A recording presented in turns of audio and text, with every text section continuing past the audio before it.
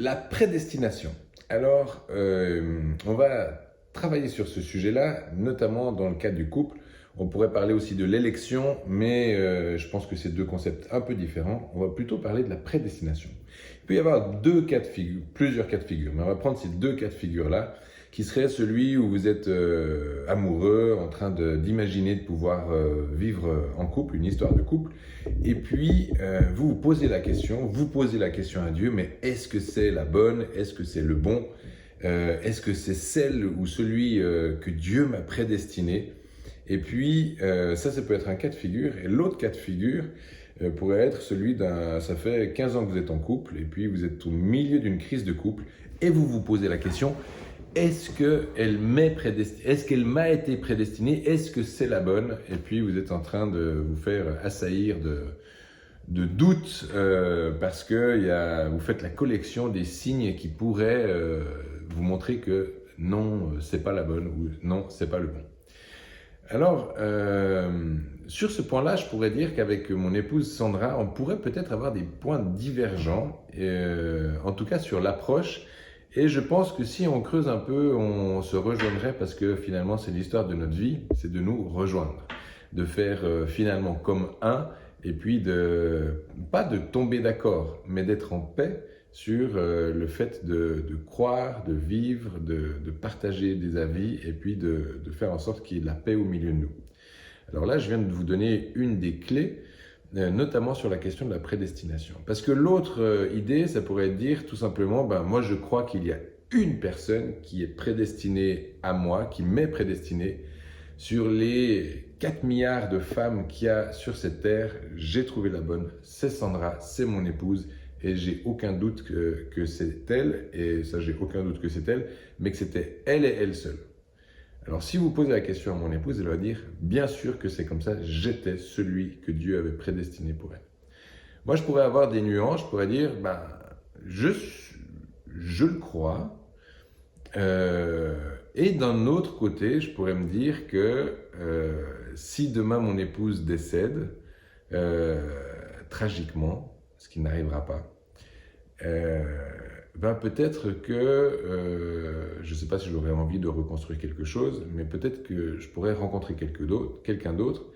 Et puis j'ai envie de croire que, parce que dans le veuvage, la parole de Dieu nous permet que celui ou celle qui est veuf se mette en union à nouveau, dans le cadre d'un mariage. Et je me dis que cette seconde union ne devrait pas être un second choix. Ne devrait pas être un plan B un peu médiocre ou je ne sais quoi. Donc ce biais-là me fait dire que est-ce qu'il y en a deux qui seraient prédestinés? Enfin voilà, on entre dans des considérations qui sont un peu compliquées.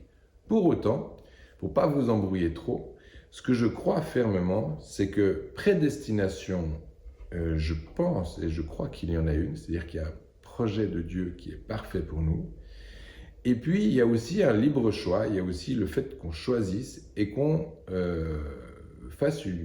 mette nos volontés en communion.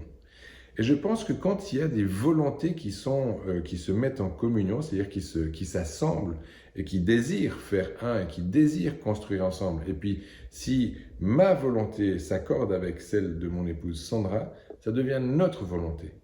Et quand 2 ou 3 sont assemblés en son nom et se mettent en accord, Jésus est au milieu d'eux. Alors, c'est des nuances, peut-être que certains théologiens diront « Ah oui, mais il tire un peu à gauche, à droite pour en faire une doctrine qui lui sied. » Je ne sais pas.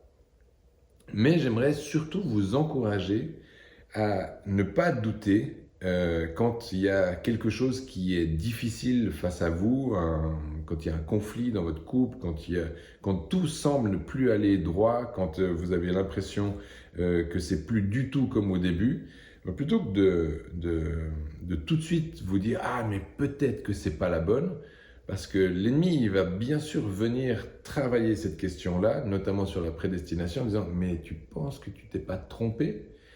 Et en mettant un doute sur le fait que vous seriez peut-être passé à côté de la bonne personne, ça va vous donner autant d'occasions de ne pas faire le travail de communion, c'est-à-dire de faire commun. Vous m'entendez souvent dire ça.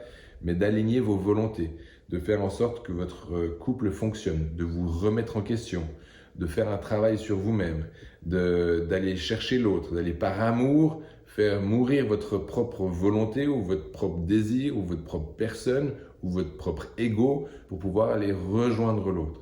Et vous voyez que quand on analyse un petit peu les choses qui nous bloquent dans le fait de faire communion, c'est souvent mon égoïsme, mon envie d'en découdre, de faire à ma façon, de faire la vie comme moi je l'ai imaginé, de poursuivre mes buts, de poursuivre mes ambitions. Et finalement, toutes ces données où il y a me, moi, je, myself and I, va vous éloigner de cette prédestination que Dieu a certainement placée à côté de vous pour que vous puissiez être façonné à son image, pas à l'image de votre compagnon, enfin de votre mari, de votre femme, de votre époux ou épouse, mais de son image à lui. Donc, c'est un défi pour moi, ça fait partie des mystères de Dieu, c'est-à-dire ces choses, pas parce que c'est mystérieux qu'on les néglige, mais au contraire, parce qu'elles sont mystérieuses, on les chérit et on cherche vraiment la face de Dieu, parce que je pense que c'est en cherchant dans les mystères de Dieu qu'on grandit dans notre foi, on garde les principes de Dieu qui sont bons et qui sont intangibles, qui ne changent pas, qui ne bougent pas, et on construit avec ça. Alors voilà, c'était pour vous qui peut-être vous étiez en train de douter, de dire oui, mais c'est peut-être pas le bon, pas la bonne. Regardez si vous n'êtes pas juste en train d'arranger votre vérité à votre sauce et d'éviter de faire le travail que Dieu vous demande à vous, de transformer votre cœur de façon à ce que vous soyez alors compatible, alors une bonne compagnie, un aide pour votre mari ou votre époux. Donc j'espère que ça vous aide à réfléchir dans la période dans laquelle vous êtes. Et puis, à vous de construire la théologie qui est autour de la prédestination. Vous pouvez creuser. Il y a beaucoup de récits, beaucoup d'écritures qui parlent de ça et surtout beaucoup d'encre qui a coulé parce que c'est un sujet qui reste encore un petit peu un mystère. Soyez bénis. À bientôt.